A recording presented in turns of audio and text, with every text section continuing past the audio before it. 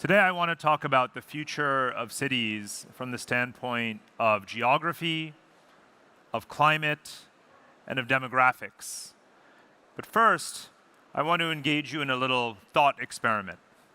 Imagine that there were aliens from a distant civilization, from another planet, that had been quietly observing us for the past 100,000 years. They were orbiting us, invisible to us, and watching all of our behavior all of this time.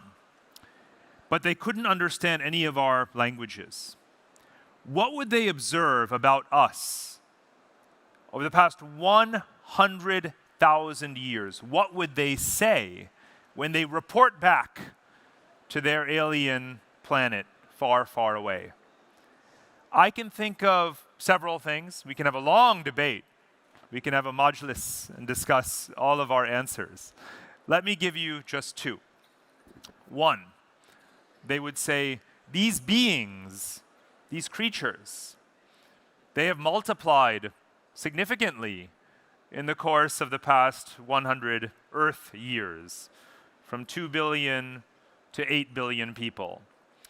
They congregate into these conurbations, these agglomerations, cities. And they build connectivity between those cities. They travel between them. They move by road, by rail, by plane. We can disagree about so many things. We have so many divisions in the world, different languages, different religions, different tribes, different philosophies, different ways of life. But what has humankind done in the past 100,000 years that we can agree on? We have built cities, we have moved into cities, we have built connections among those cities. We have built this, a global urban network civilization. We have more boundaries and barriers than ever before. We have borders, we have hostilities, we have conflict. But we also have this. What is its future? What does it mean for us? If you look at it a different way, let's bring in the people, the 8 billion of us. Every human being is a pixel on this map.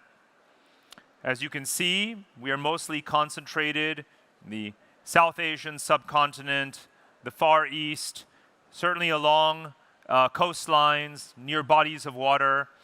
And these cities that we have built are not just little black dots. On every map that you have in your office or in your children's schools, the city is just a little black dot. In reality, as you zoom in fact, they are archipelagos. They are built up. They cover much larger distances than just the same size little black dots. Some of them are so big, about 40 or 50 of them, that I think of them as mega city clusters, right? One example, well, there are many examples. Lagos, Nigeria, Sao Paulo in Brazil, Chongqing in China, and so on and so forth. What is emerging in this country is something of an archipelago along the Emirates, especially from Abu Dhabi to Dubai. I'm sure many of you know that some people call it Abu Dubai, right? And over time, we've been building and physically connecting them closer and closer into these clusters. This is part of the human story. And the city is really the oldest physical, large-scale social artifact that we have. We have had cities, we have records of cities, archaeological records, going back 7,000 years before any empire, before any modern nation. There is no nation that survives or thrives today that is not built upon the foundation of a great city. It is not possible. The city is the bedrock, is the anchor of our civilization. The more great cities we have, you might say, it's a testament to the greatness of our civilization. Again, empires rise and decline, states are built and collapse, but we have the city. Now, you saw on that previous map that most of the world population lives east of here. We are on the western edge of this map in Dubai. Most of the human population lives inside this rectangle. That's close to 4.5, 5 billion people. And in the past 30 years, the connections among the cities across the boundaries of this greater Asian map is probably one of the greatest stories, one of the greatest developments and trends in history. Depending upon where you sit in the world, you may or may not have even noticed this happening, but I know for sure that if you live in this region of the world, you have. Not only has this country in this region been the location of huge amounts of infrastructure investment and rapid urbanization, but also it has been participating ever more in this trans-Asian connectivity story. And the last 30 years since the collapse of the Soviet Union has been one of the most important periods for the acceleration of that story, because Asia is ground zero, you might say, for the investment in infrastructure that's happening all over the world. Again, it's a story of continuously building cities, people moving to cities, and building more connections among those cities. In the past 30 years, what we've witnessed is Europe investing in its eastward expansion through infrastructure investment, railways, pipelines reaching the Caspian Sea on the western edge of this map. Japan, very wealthy country with a lot of foreign investment, financing and underwriting a lot of this investment activity in infrastructure. And now, of course, China's Belt and Road Initiative, also contributing to this as well. In just 30 years, layers and layers and more layers of connectivity being built. More pipelines, more railways, more electricity grids, more internet cables, more airlines, and so on and so forth, building connections in this geography of the world. So we've covered the history of cities being almost a natural process, urbanization being a natural process, something that is intrinsic to being human, and reaching out and building those connections among cities as a natural process, something that we have done almost unconsciously, but also in a very determined and driven way to promote a global society, to promote a global economy. And the fact that the majority of the human population in the largest cities are here in the Asian region. So, what can we imagine about the next phase of all of these developments from the standpoint, again, of geography, demographics, and now climate? Now, I'll bring you back to this map. This is taking away every layer of geography except people. This map is, again, the 8 billion of us. Every one of us is a pixel on this map. Now, I haven't talked about climate change yet, so now is the chance for you to visualize what may be happening as global temperatures rise. Look closely at this map. So in this animation, what you're seeing is what's called the Suitability Index. The change in the capacity of a place to be livable for human populations based upon the conditions that we're most biologically, let's say, accustomed to. Red does not mean you cannot live there, but red means it is becoming less and less hospitable or suitable for human life. Geographies are falling out of what is known as the niche, the climate niche, the optimal latitudes that the majority of the human species has been accustomed to thriving in over the past several thousand years. And that happens to be between the equator and 30 degrees latitude. The most dense populations in the world are between 20 and 30 degrees latitude. But over time, that is changing. Some places are becoming less suitable, and other places that you see in green are becoming more habitable, relatively more suitable for human life. And this is, again, a collective process, right? As we have urbanized, as we have industrialized, as we have increased greenhouse gas emissions, we are all responsible for what is happening here. We are all price takers. The question is, what are we going to do about it? How are we going to adapt to climate change, adapt our infrastructure, adapt our geography? Some of the principal global cities that dominate the world economy, that are demographic centers, that are the most respected, desirable places in the world, all of them, all of the places that we think of as the world's leading global cities, are affected. Right? You cannot be too wealthy or too powerful to be affected by climate change. Everyone will be. Whether it is Los Angeles and San Francisco, New York, London, Dubai, Singapore, Hong Kong, you name it. Every major important city in the world, of course, Sydney as well, and so forth, are going to be affected. And of course, so many of these great cities are, in fact, in coastal areas as well. So we have to invest a lot more in resilience if we want to preserve our way of life, or even the places that we've accustomed to, or that we think of as home, that we've lived in, we may have to move away from them, or replicate them in other geographies. And this is the distinction between mitigating climate change and adapting to climate change. Most of our conversations, at the COP26 summit, for example, the Intergovernmental Panel on Climate Change, all of the conferences in Copenhagen, Bali, Paris, Cancun, actually the UAE will be hosting one of the future COP summits, are very much focused on climate mitigation. And it's hard to argue against that. Of course, we should be decarbonizing our industries. Of course, we should be greening our supply chains. Of course, we should be investing more in renewable energy. Yes, we must do all of those things and perhaps more, but make no mistake, that will not be enough. The climate, scientifically understood, is a complex adaptive system. A complex system never returns to what it was. Even if you stopped all greenhouse gas emissions today, which we are, of course, very, very far from doing, right? It's a crazy hypothetical. But even if we did, the climate of 2025, the climate of 2030, will not look like the climate of 1990, or of 1900, or of 1800. You do not get to have the past back. Every year is going to be different. A place where there is drought is not suddenly going to experience return to tropical levels of rainfall overnight. It may never happen.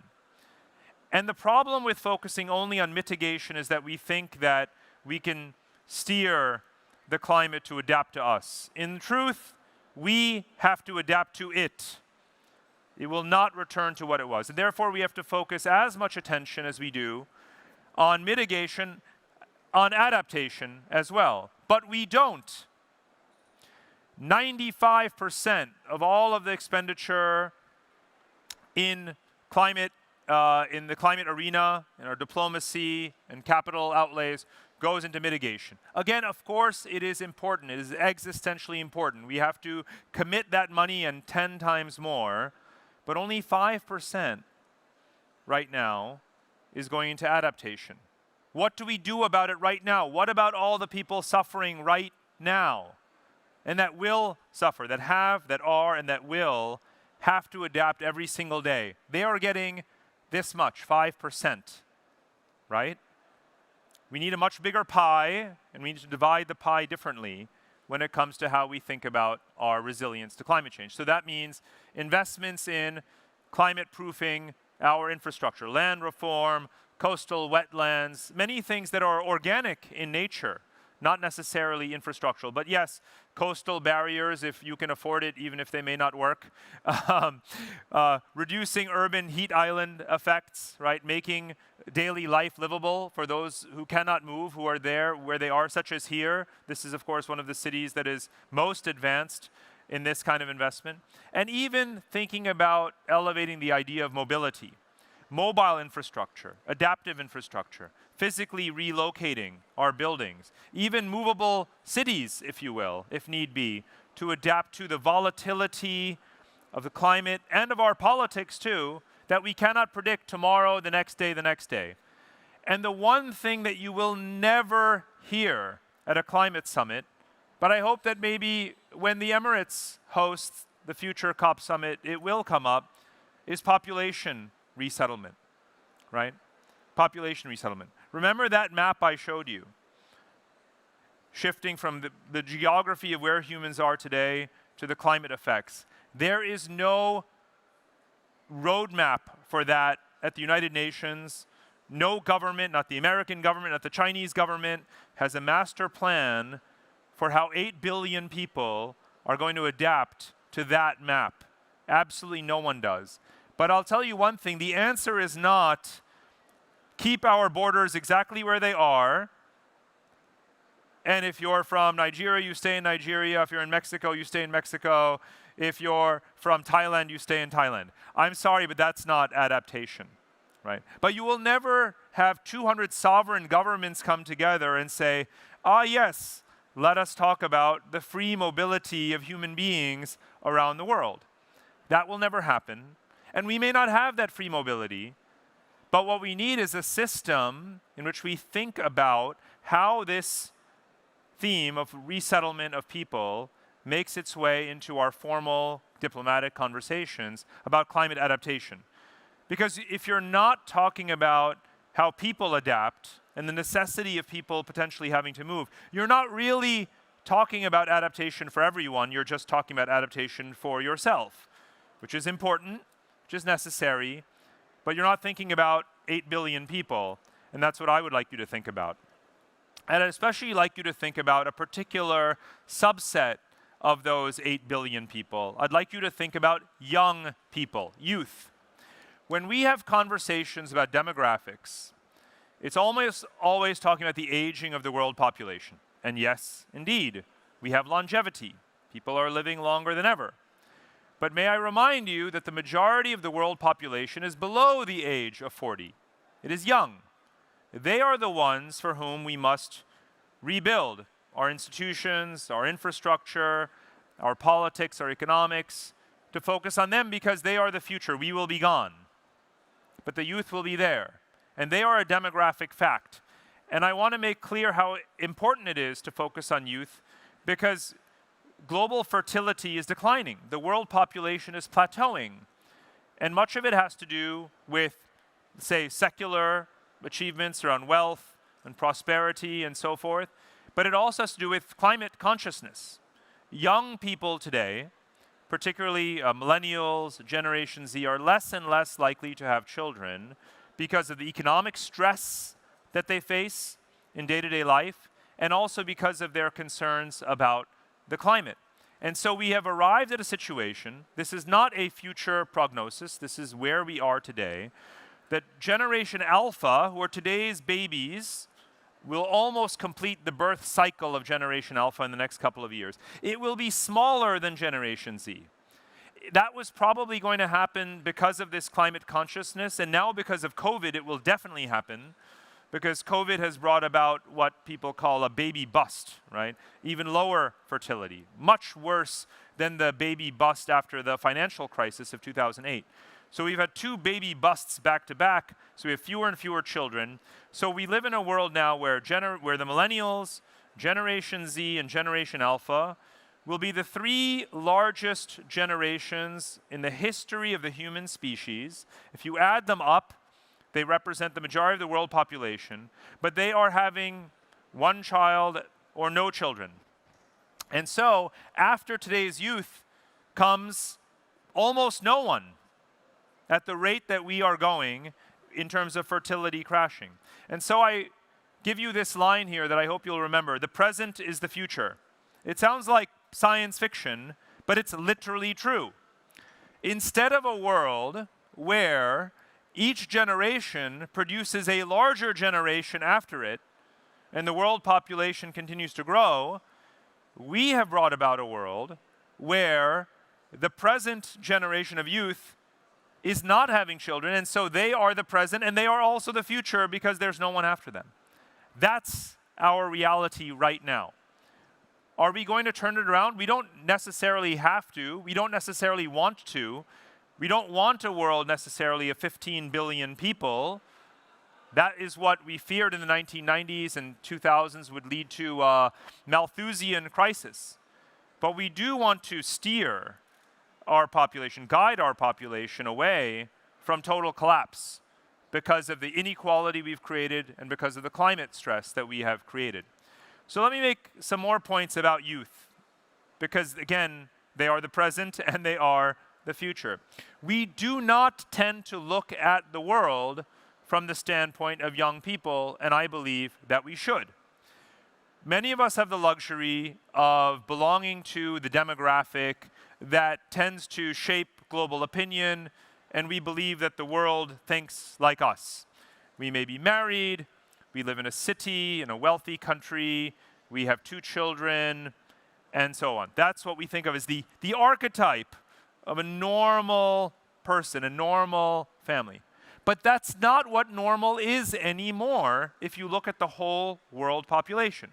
If you take those 8 billion people that we are, that I began with, and line them all up, line up those 8 billion people, let's go to person number 4 billion, right? The median. Who is that person?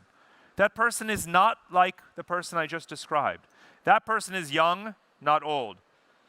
I think I'm somewhere in between, I like to think. But I guess technically I'm on the older side now. That person is single. They're not married. That person does not have children. That person does not own a home. That person is struggling financially. That person does not live in a wealthy country, not in the West, not in the UAE. And that person at best is renting, a small tenement or apartment in a mega city in the developing world. That is who you have to think about when you think about the future you're building. Whether you're building cities, whether you're building countries, whether you're building economies, creating jobs, thinking about infrastructure, public policy, for the future, that is your audience. It's those young people, and these are the conditions they're in. They're not as fortunate as many of us have been, let's put it that way. So when you say we, I want you to remember, you really are just talking about the fortunate circumstance that you are in. When I say we right now, I'm talking about those 4.5, 5 billion young people in the world who are in a very different situation. And they're the ones for whom we have to think about infrastructure, cities, climate adaptation. It's for them because they're the future, and how many human beings there are in the future, how healthy they are, how they live, where they live, depends on us redesigning our institutions around their needs, around their interests. And I believe that they have the right set of values. If they had the power, their values are the ones that should actually shape our policies and conversations, because they believe in 3 things in particular. They believe in connectivity, right? The right to have digital connectivity, for example, physical mobility as well, the right to live, to go where they feel they belong, to cross borders, and sustainability is, of course, their cardinal virtue. These are the 3 virtues of the young generation: connectivity, sustainability, mobility. I find it hard to disagree with those things. And I wish that if we could have a consensus around human rights, around global values, that we would anchor it not just in lofty concepts, but in the things that actually, if you survey young people, and young people are the most surveyed people that have ever existed, so I'm not making this up. This is what they tell us. Let's redesign our institutions around these virtues, around these values, because they're noble, they are genuine, and they are the ones that we should aim for. And we can do this not with technology just for the sake of technology, but technology that enables young people, right? Allowing young people to have greater mobility through the data that they share, that they provide, that allows them to have access to certain geographies, again, on a voluntary basis, in a secure way. The co-working spaces, co-living spaces, the ways in which just the physical infrastructure of social life can be made affordable for people, depending on where they are, bringing down that cost of, again, internet access, medical records and data, so that they can actually access services wherever they are in the world, especially if they are moving from place to place, unsure of where they're going to work, of what they're going to do, making education more accessible digitally as well. There's a range of things we can do for young people wherever they may be, whether or not they are able to move or not able to move. And of course, our cities, our main topic today, can also be engineered. We can invest in cities to bring them up the value chain, right? To bring them, to improve their quality beyond just basic survival needs, water, sanitation, and so forth, into education, transportation, and of course sustainable infrastructure, buildings, and habitats as well. And this does not have to be done with heavy investment, with lots of steel and concrete. Right here, again in the UAE, you're doing pioneering things around 3D printed housing, right? Using recycled materials in building and these kinds of things. And yes, again, thinking about mobile infrastructure, being able to move our infrastructures around in order to cope with different circumstances. All of these are things that we can do. So the city of the future doesn't actually have to be a high-rise collection of tall buildings. It can be, but it doesn't have to be. For those billions of people coming next, for those youth who may never be able to afford to live here, right, can we at least make sure that it's a place that is sustainable, in which they have accessibility, they have access to food, to water, basic kinds of services in a way that is, again, low impact, right? It can be solar panels, it can be recycling of materials, hydroponic food production, all of these kinds of things. Every technology is available today to improve the life of that youth demographic around the world, to help them adapt to political, environmental volatility. I believe that there's really two things that we can do, two categories of things we can do to build a better future, to help people in the world. You can either move people to stable geographies, you either move people to resources, or you move technologies to people to help them adapt. One of those two things, move people to resources or move technologies to people. That's it. Orient your actions around those two things. If you're not doing one of those two things, I dare say you may not really be helping the future all that much. Think about what you're doing. Are there one of those two things? And I'll come back to the final point about geography, about climate, about demographics, about infrastructure, about cities, and about sovereignty, as I said earlier on. We are not going to solve the problems we face today, whether it is political violence, whether it is climate change, whether it's inequality, without rethinking the relationship between these layers of geography. The layer of natural resources, the layer of political borders, the layer of infrastructure, supply chains and cities, and the layer of people. These are our four fundamental layers of geography. Again, resource geography, political geography, economic geography, and human geography. And these are very, very, very badly out of sync, these four layers. And sovereignty is not going to be the answer. We will have political sovereignty, but we also have to transcend political sovereignty. We have to reprogram our geography. And that's a task that is not going to be solved by the governments of the world getting together at summits. I think it's a problem that's going to be solved by cities wherever they are, networking with other cities, enriching each other, sharing resources, sharing knowledge, exchanging people, exchanging technology. And of course, I want to applaud and to congratulate Dubai on its growing role in serving that mission. I think it does that very well, and it is very ambitious in wanting to do more. I hope that other cities that are also leaders in this struggle of reprogramming our geography are going to learn from each other, learn from Dubai, and Dubai learn from them. And in that, we'll reprogram our geography, we'll reprogram our world, we'll adapt to the challenges ahead. Thank you very much. Thank you. Thank you.